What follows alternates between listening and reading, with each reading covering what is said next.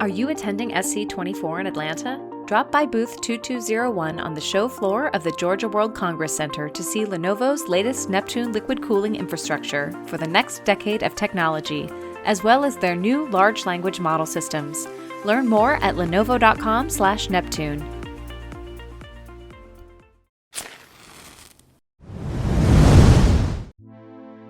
Now, you're right, our golden age starts, and high performance is going to be one of the major things we have to achieve in order to enter this age. Where we basically made AI computations, both training and inference, 1,000 times more energy efficient than they were before, and much of that is in production. Ethernet at the bottom, although it's a flood that keeps rising, and now you have Ultra Ethernet, InfiniBand, PCIe, and then things like OpenCAPI or NVLink, and now Ultra Accelerator Link. In that these mega data center providers, these people building very large AI systems, they want Ethernet, they want uniformity, they want to build systems that they're used to.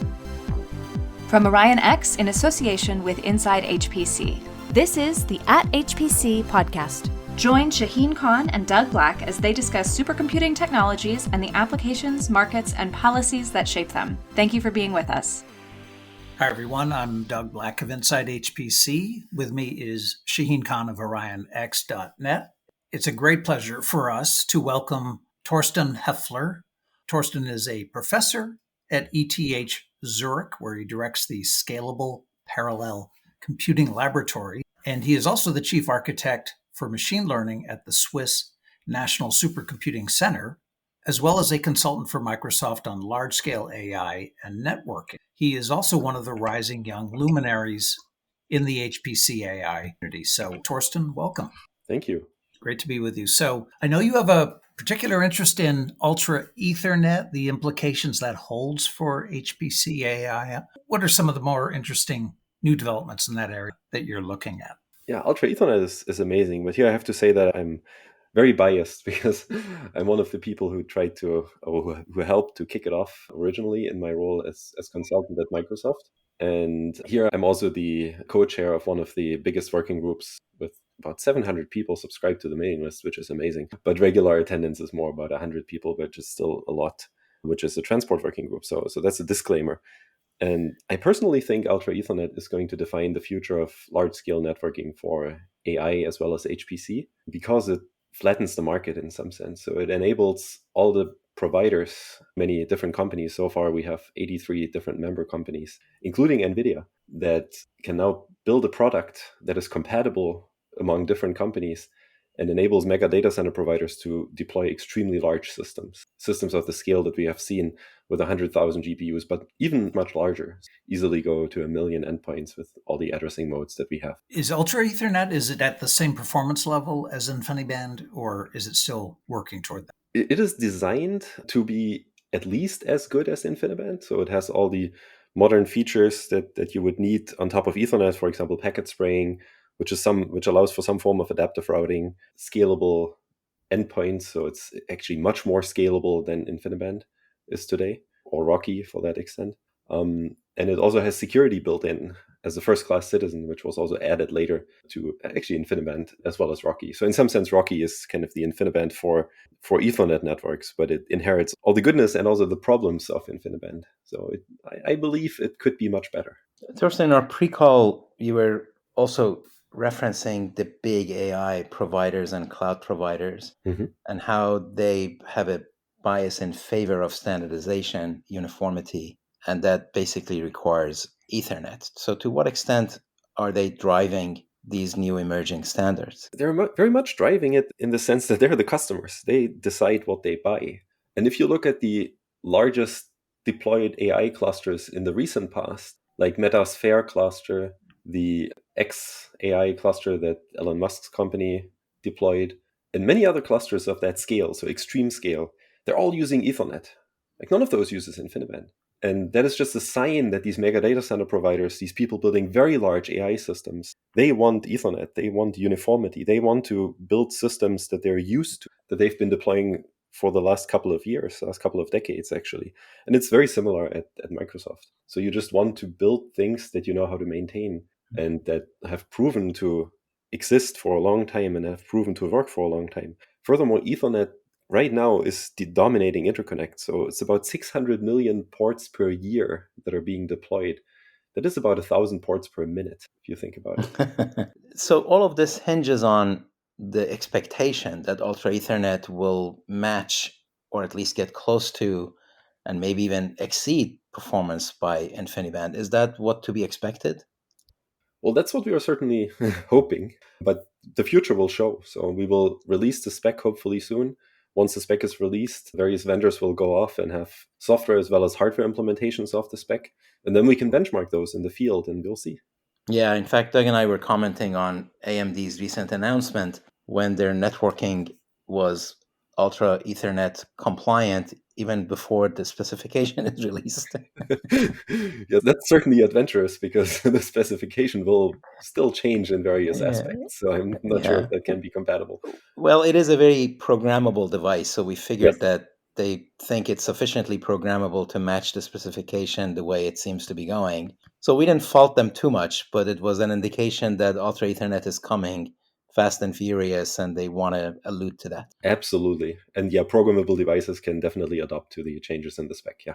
Now, what are the timelines? I mean, what we've seen with PCIe, for example, like 4 comes in, and then 5 was announced some years ago. They were talking about 6 or 7, and 5 is just starting to kind of happen. How long do you think it'll take before this becomes a visible momentum? That's a very good question. So we were hoping this to be much faster than it currently is, but it's always, if you have an organization which is basically a direct democracy with a lot of players, and the number of players has been growing very quickly. So I believe we had 7 founding companies, and now, as I mentioned, it's 83, and we have Wow. 700 people on the mailing list, or 750 even, I think, on the working group I'm co-chairing with Karen Schramm from Broadcom. And if you're running meetings with 70 to 100 people in the meeting, then things don't move super fast because you need to take everybody along. But we hope to get this done relatively soon. And by relatively soon, I mean hopefully early next year. The original announcement was end of this year. There will be some announcement at SC, but hopefully soon. Right. Could I ask possibly a dumb question? We follow silicon photonics, optical I/O, sorry, and we've had guests on and so forth. How would that play within Ethernet? Is that just a whole different thing, or would it be incorporated within Ultra Ethernet, or how would that work? Oh, it's absolutely compatible. So, I mean, this is not a dumb question. So it's a very good question. So the question is, where does your transceiver sit? And then there are all kinds of silicon photonics pieces, which are like, for example, CPO, co-packaged optics is one of those. And there are various vendors like Broadcom who have very strong offerings for co-packaged optics in switches or also in NICs in the Ethernet world.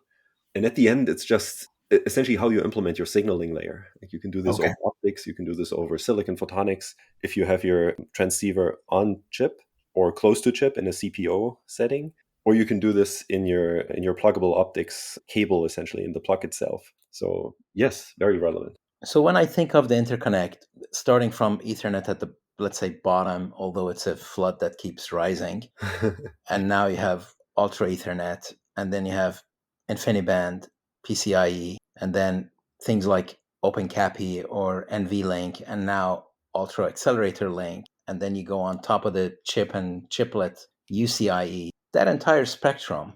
Do we need every member of that set, or are we expecting that a couple of them will emerge as dominant? And really, if I do it on the chip, on the rack, and in the data center, I'm kind of done. I think that's an excellent question, actually. So many of those are widening their scope. I mean, Ethernet is widening the scope, certainly. So with Ultra Ethernet, Ethernet is going from the traditional data center interconnect medium performance or low performance to an extremely high performance setting. So to compete in HPC with all these proprietary interconnects. So it may wipe out many of those if it's successful. And then the next question is, well, will it actually go towards more rack scale local deployments? And Ultra Ethernet is designed to be a data center interconnect. So it will east-west cover, yeah, exactly. It will cover cable lengths up to 150, 250 meters in a single data center. It will also go down to shorter range, so you can also deploy it within the rack. But then the physics changes. And as the cables go shorter, you will have lower latency. and you will probably have higher reliability, even though that requires good plugs. Mm. So if you go to electrical, then everything changes again. But let's just assume there is a different set of requirements. And so far, Ultra Ethernet is tuned for the large-scale deployment in large-scale data centers. It's relatively easy to adopt it to rack scale, and then it can actually compete with local interconnects such as NVLink or things that are in discussion in UA-Link. And eventually, I actually believe much of that will be Ethernet. So many systems today are deployed with Ethernet at the rack scale already. And that seems like a natural movement, just given the dominance of Ethernet in that area. But then if you go on chip, like very short range, on chip or on package, like you mentioned, UCIe, the chiplet interconnect, then I would say Ethernet may not be the right format, because in Ethernet you have pretty large headers, you have pretty large packets. It may not be the right format, even though I'm not sure. So we may be able to tweak Ethernet to be the right format in this area. And I wouldn't bet against it for sure, but Right. the current version definitely is not. So is Ethernet kind of emerging like a comment about Fortran, that I don't know what the language of the future is, but it's going to be called Fortran? Absolutely. That's So the that seems to be interconnect of the future will be Ethernet regardless. But you're right, it is a pretty heavy protocol. Yep. And I remember another joke in the old days was that it doesn't matter what the hardware is, Ethernet was never going to do better than 1 megabyte per second. Well, certainly that has been. Well, we have exceeded that. Right. Now, Torsten, I know recently you gave a lecture that's on YouTube. We'll provide a link in the little blurb I write to accompany this conversation. But the topic is the age of computation, and fascinating presentation on your part, where you kind of, where we are now in the overall, I guess, progress march of mankind, starting with the Stone Age, but in the emerging era that we're in, which you're calling the age of computation. Could you explain what that means? Yeah, the observation is that we have lived in the technology age, basically. And actually, the fundamental observation is very interesting, that with the development of humanity, and in that talk I started in the Bronze Age, at some point, human strength became less relevant or nearly irrelevant. That was at the end of the Industrial Revolution, when we had trains and tanks and cars and steam engines and engines. So human strength became irrelevant. And then we switched to attack in the technological age that just recently started. We looked at attacking intelligence. So what happened there is that we went from the atomic age, the age of energy discovery, through various ages that are a rapid succession of the internet age, and most recently the data age, where the internet enabled us to collect all the human data in central places and run analysis on this. And my claim is that we are coming towards the end of the data age, because first of all, the amount of human generated data is relatively small compared to the amount of machine generated data. And second, you can see this also in the development of companies, like the company NVIDIA, which is the second largest company at this point. When I recorded that talk, it was the third largest, but as of last week, it's the second largest. And in fact, it's only 1.7% of Apple, which is the largest company in terms of total market capitalization. So it'll probably surpass Apple relatively soon, the remaining 1.7%.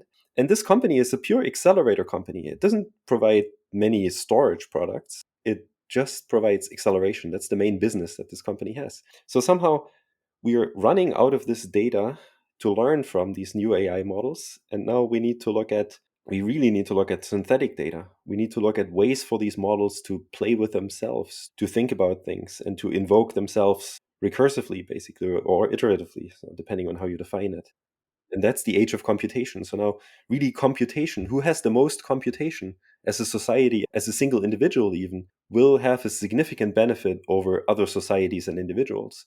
You can see it today if you know how to use AI systems, which are computation driven, like these are computational input-output systems. You have a benefit over people who don't know how to use this. And the same applies to countries. So now what's going to happen is that we will have a race for who develops the most advanced and biggest computational capability. And maybe eventually human creativity and human intelligence will be made obsolete as a differentiating factor between humans, as is today human strength. Like, it doesn't matter if I'm very strong or not, I can operate a machine. And maybe later we will be going towards creativity and intelligence. And that's the age of computation. We achieve that with computation. Lenovo will be joining HPC enthusiasts and influencers at SC24 in Atlanta at the Georgia World Congress Center. Lenovo invites you to attend, visit, and experience. Attend the new Lenovo Innovation Forums, where you will learn about Gen AI, liquid cooling, and more. Register at bit.ly/Lenovo Forums. That's bit.ly/Lenovo Forums. Visit booth 2201 for interactive demos and over 20 booth theater sessions featuring Lenovo experts, partners, and customers. Experience Lenovo's latest liquid cooling and large language model infrastructure. Could I suggest a possible name change for the age of computation? Okay. How about the age of HPC? Because it's all enabled by HPC. And we've talked about this, Shaheen, you and I have, and Torsten, that we often hear we're in the AI era, but it's all enabled by HPC. And HPC so often gets subsumed under the current rage of the day in technology. Yeah, absolutely. However, I would not rename it because the age of HPC has been going on for the last couple of decades already. Okay. I mean, even in these previous ages, HPC played a very significant role. And after all, the C in HPC stands for computing, which is very close to computation. Yes. Okay. And we could also call it the age of computing. I guess that's a minor difference. And so really, now you're right, our golden age starts. And high performance is going to be one of the major things we have to achieve in order to enter this age. Absolutely, I agree. NVIDIA, which is all of, as you say, it's an accelerator company. That's been their entire focus. Yeah. And this is how they've risen to the top. So obviously, yes.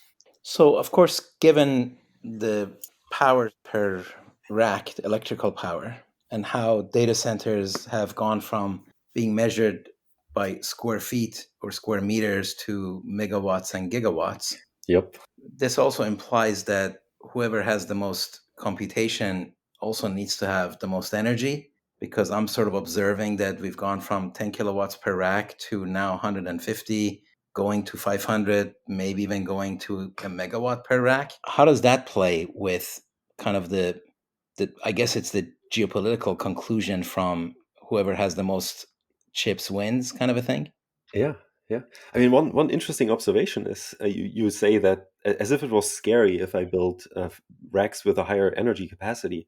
Actually, these racks, they're much more efficient than racks with a lower energy capacity or a lower power consumption, because you reduce the distance between the compute elements. And as you reduce the distance, you improve the efficiency. However, of course, you will probably just deploy more. So there's Jevons paradox. Whenever you make something cheaper, you will just find bigger demand for it. So absolutely, that's going to happen. Use more of it. Yeah, exactly. The interesting view here is that, I mean, this will happen anyway. And what we HPC people can do is we can contribute to making this more efficient. And so here I'm extremely proud of our achievements, like my group's achievements and my own achievements in the past couple of years, where we basically made AI computations, both training and inference, 1,000 times more energy efficient than they were before. And much of that is in production. So I have a talk where I explain how this factor of 1,000 times is achieved. And that is extremely important for the future of our energy consumption, because many people say that this is a problem, this high performance computing, but no, we are the solution. We make these devices more efficient such that we actually use less energy. And then, well, of course, we can use more of them, as we just discussed. But again, this will happen anyway. As you can see from all the mega data center providers, literally all of them, Google, Microsoft, and AWS, they have announced that they're betting big time on nuclear energy, actually rebooting plants, partially rebooting plants that were supposed to be shut down, just to deliver that energy in the near term, in the next couple of years, because it's the only way you can get it. Yeah, it does require a different political and social mindset to recognize that these computations aren't, quote, wasted. Yes. They're not just generating heat. Because we had that debate a couple of years ago. I was joking that should we be thanking AI for taking the energy blame away from Bitcoin? But we had that discussion like a few years ago, that is this all... So with AI is a little bit different, but what do we do to sort of recognize or project that the value of this is really for humanity and not just for the big companies that do it? The value distribution is an interesting question, of course. But many of these big companies are actually freely sharing their weights and their models, like Meta, for example. Yes. Also, I believe the Grok model is open.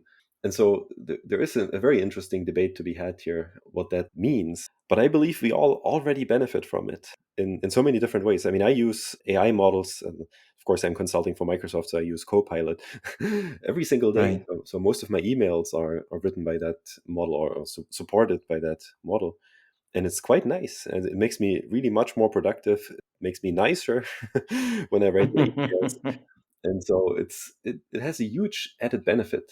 Right. Let's talk a little bit about cooling part of it too, Mhm. because it seems to me that liquid cooling went from just sort of something exotic and interesting and maybe that we used during mainframes and hopefully no longer because we're not using ECL anymore. We went to CMOS and now it's come back with vengeance and it's now mandatory. Yeah. What do you see going on there that people need to keep on radar? I mean, the liquid cooling is an enabler for these denser racks that you mentioned before. And it's, as you say, it's absolutely mandatory to have 100 plus kilowatt racks. You can simply not air cool. You cannot have an airstream fast enough to air cool those. And we will go further with liquid cooling. And there are many new ideas where you move the liquid cooling closer to the chip or even on the chip or even immerse the chip in liquid with these immersive cooling strategies that enable us to build smaller and smaller enclosures, which really reduces the distance. And reducing the distance is absolutely key for connectivity.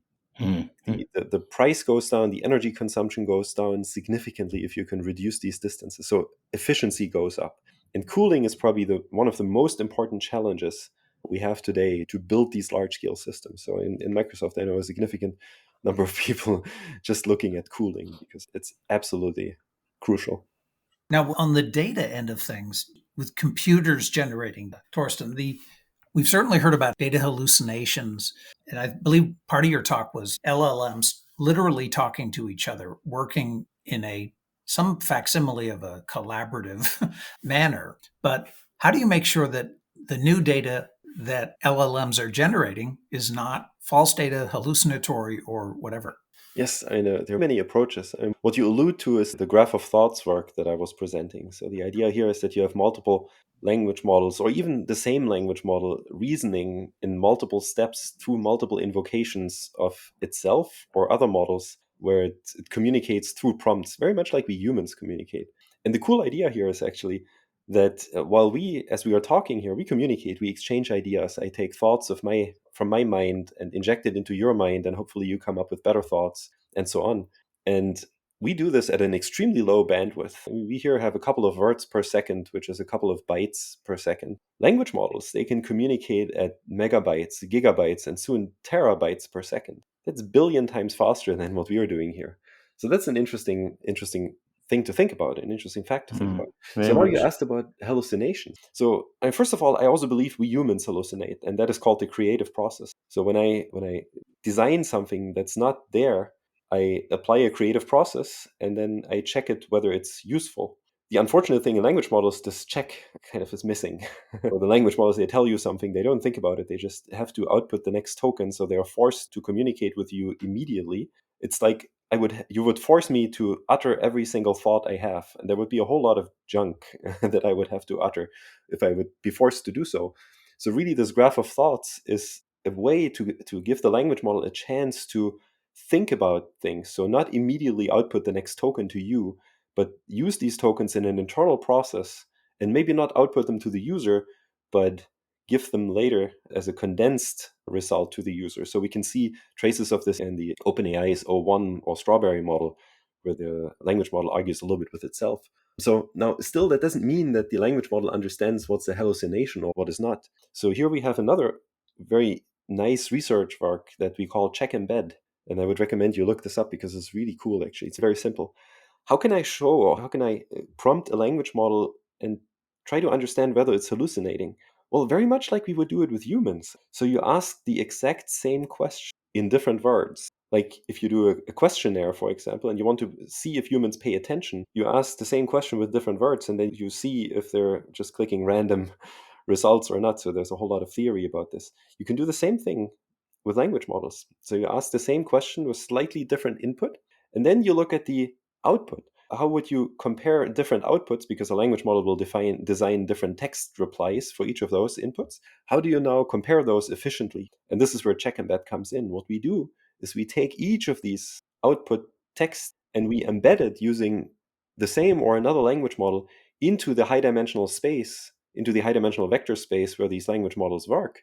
And then we get vectors for each of those outputs. And now if these vectors are close to each other, because these vectors, as we know from the early works on embeddings, they kind of encode the meaning of a text. So now if all of these different outputs that were prompted by the same question with different formulations, if all of them are close in the resulting vector space, then the model is very unlikely to hallucinate, because after all, it has given you similar answers for different formulations. However, if the model is very unsure and it's forced to output something, if you look at the cross, I could go more technical. If you look at the last cross entropy, they are very often, these entropies are of the selection probability is very uncertain when the model hallucinates. So for example, the next token is with 51% a bear and with 49% a cat, right? Then the model is not very sure, as opposed to 99% a bear and 1% a cat or something like this.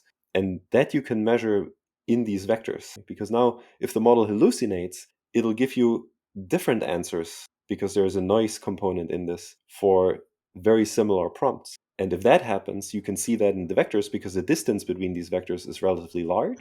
Interesting. And you can now programmatically analyze whether your model hallucinates or not by just looking at the output vectors. And of course, we have a paper on this and scientific evaluation. And so, but that's kind of the high-level intuition, high-level human intuition. And I can do the same thing to you. I want to see if you're lying to me, for example. I ask you the same question on day one and maybe a very similar question 3 days later.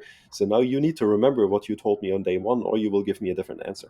Right? And then I have detected a problem. So this basically covers the space where consistency is a proxy for correctness. Yes. For certainty, not for correctness, for certainty. For certainty, exactly. That's right. Whether the model is certain or not. There is another way now to check whether a model is certain or not. So you could ask the model, if you're asking mathematical questions, for example, it's quite nice because the model can check itself. Like I'm very often doing when I'm writing a book together with a friend, and if I do a proof, I use Wolfram Alpha to help me to understand whether what I proved is actually correct. The language model can use tools like model checkers or Wolfram Alpha as well to check itself. And it can talk to itself using these tools like we do. And it's quite nice. This actually really works in practice. Right. Torsten, the term emergent abilities in LLMs, is that kind of what we're talking about, only in a more controlled way? Yes. I was first exposed to that idea about a year ago at a HPC user forum. And when you first hear it, that an LLM draws conclusions that it wasn't asked to draw, it struck me as eerie and maybe frightening. But as I think you pointed out, Shaheen, it's simply that we don't understand yet how this is done. It's not some sort of a mysterious. Well, my view was that the information content of the data that we supply to AI exceeds our ability to understand it. So if AI is doing something that looks emergent to me, is because I just didn't know what was in my data. Not that it came up with something brand new. It just did a better job of managing and extracting information from the data.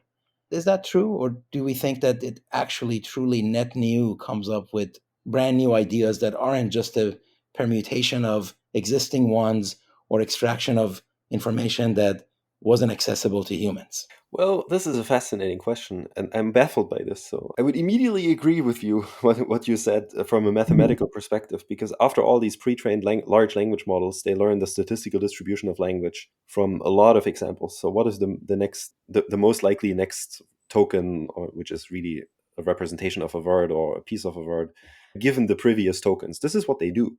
It's a very simple statistic somehow with extremely large computation. So these models, they have up to multiple hundreds of billions of parameters, or actually trillions of parameters these days, like Llama 405B has 450 billion parameters. It operates in a 450 billion dimensional optimizations. Like, this is absolutely crazy if you think about it.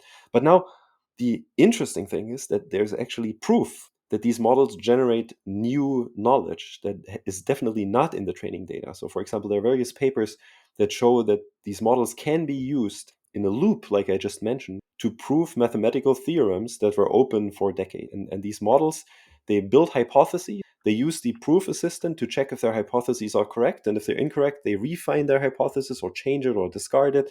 And they build new hypotheses, just like we humans do. And this is the fascinating thing. I think nobody can really explain how that follows from simply predicting the next token. Mm-hmm. Sometimes I'm wondering if I'm a language model, like how does my brain work? Am I predicting just the next token? Of course, I use like English that makes sense to others, so somehow there's something to it. So I don't know, but there is evidence that language models create new things. Interesting. Well, along those lines, it is also true that language models have been effective surprisingly more than their inventors thought it would, right? Isn't that Yes. true? Yes. Oh, absolutely. So, like, is there an understanding of why that is? Why is it that it works as well as it does? If we had that, we would probably be able to optimize them a whole lot. I So far, see. Yeah. I don't know. More scale, bigger scale. Like they seem to generate new capabilities or have emerging capabilities with bigger scale. And now more iterative invocation. So not necessarily scale now, but now we invoke these language models with their own outputs again and resemble more of a human thinking process. Right. So, along those lines, another question for me was, how come there are so many matrix multiplies in nature? That I'm not sure, actually. I mean, I would really blame Jack Dongarra for this. Yes, that's right. So he rightfully got the Turing Award because he made matrix multiply fast. And that was really the basis for much of the development, if you ask me. That was definitely inspired. Yes. That happened because this forced these models to use matrix multiplies, and they happen to be very effective. However, we don't know if that is the best way. And and it's dense matrix multiplication of all matrix multiplication. So we all know that our brains are not densely connected. Right? We all know that our brains are operating very differently from matrix multiplication. Even though you can model parts of the brain with sparse matrix multiplication, but at the end you can probably model any physical system with sparse matrix multiplication because it's extremely powerful as a computation model. So that is a great question, and I don't know the answer. My personal theory is that we just found a good engineering solution with these dense matrix multiplications to an information representation problem. It's very much like planes don't flap with their wings. We found an engineering solution for using the aerodynamics of air or of foils to fly. And we have Right. wheels, and there are not many animals with wheels. And so in this AI space, this may be the right representation for knowledge, but we don't know. And this is a very good question. Hmm. Yeah, the flapping wing basically got decoupled into his fixed wing and an engine, Yes, and it exactly. worked. Exactly. So let me ask you then. There was a Nobel Prize awarded for physics, and there was a controversy on what was so physics and what was awarded. Is the Nobel Committee redefining basic science by pulling computer science into it? Or is it just a continuation of multidisciplinary? Where do you land on that? Was this award really for physics, or was it just an excuse to reward AI because it's important? Or is it really the insight that, oh my God, everything is a matrix multiply? Well, I'm actually on the side of the age of computation again. So computation is Right. going to drive human development in the at least in the near future and probably even more in the far future. So and this is the beginning of this, as we are seeing. Computation has been used to discover physical phenomena and also chemical phenomena to an extent that the committee handing out the biggest award in those fields gave it to essentially computational scientists. And in the good old days, it happened. The saying was, as a computer scientist, you would never get a Nobel Prize. And now we may get all the Nobel Prizes soon. I actually had a I like joke. that a lot. I had That's a joke awesome. talk about the literature Nobel Prize. So because that may soon be going to AI. Torsten, can I ask? I know only have a few more minutes, but looking ahead, Yeah. there has been discussion lately about the limitations of LLMs. Mm. And I'm curious your thoughts about what's next in AI at the big picture level, the next model, if you will, and what sort of computation might be for the thing that comes after LLM. Yeah, yeah. That is a great question. So I believe there will be an ecosystem of agents. People call those agents now, but these are really LLMs invoked in loops, in complex loops, LLMs that may have been given different personalities. So, for example, there was a very interesting paper on a software engineering company run by LLMs. And so one LLM was the tester, and the other one was the designer, the other one was the coder. And Oh so they my were God. interacting in a loop, talking to each other. So the tester was trying to break what the coder coded based on the designer's input. There was even a marketing LLM that tried to design a web page for the thing, and it worked reasonably well. And so this is where we are going, I believe. And it's really more computation of LLMs. The big question that I'm not sure how to answer is how they will scale, whether we will scale them much bigger than they are today. So today we are in the low trillion parameter models at the very high end. However, for all practical purposes, these less than 100 billion, like the 70 billion models, they seem to be doing reasonably well. And the problem with these very large models is that they get extremely expensive to use. So you need a very large GPU farm to just fire up a model and get a reply for these very large models. So here is going to be a very interesting resource question. How many resources can I afford, and how many can I get? Perfect. Maybe one final question is just a follow-up from the panel discussion that was at SC23, I believe, about the future of supercomputing. Uh-huh. And I remember your portion of it. I think it was very consistent with the conversation we've had today about the age of computation and also networking. What is your current perspective on how the future architectures will look like and where we will see advances? I think that's a very open-ended question. It is, yes. The high-level view is going to be more parallelism. That seems to be fundamental. Like, we don't scale single-core performance, we need more parallelism, more specialization in that parallelism to AI-style workloads, so smaller data types. Sparsity, I really believe sparsity will make a difference. It's very hard. It's much harder than exploiting smaller data types, but we'll make some progress there. We will build bigger systems because we have larger workloads, and we have to worry more about the efficiency of those systems at the end. So really, we are at the pole position with HPC to contribute to this development and also benefit from it. So high-performance computing, the high-performance simulation community will also benefit from the AI development if they can express parts of their problem in an AI context. And here Right. I'm working very hard on making that happen as well in the AI for Science initiative on various extents. But that we have to talk about another time. Perfect, yes. All right. Well, thank you, Torsten. Always a treat. Really appreciate you making time. And I know it's evening your time. Thanks for being flexible about that. Oh, that was super fun. I'm super happy to do this again. Really. We absolutely will hold you We'll to take you that. up on that.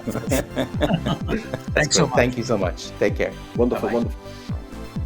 That's it for this episode of the At HPC podcast. Every episode is featured on InsideHPC.com and posted on OrionX.net. Use the comment section or tweet us with any questions or to propose topics of discussion. If you like the show, rate and review it on Apple Podcasts or wherever you listen. The At HPC podcast is a production of OrionX in association with Inside HPC. Thank you for listening.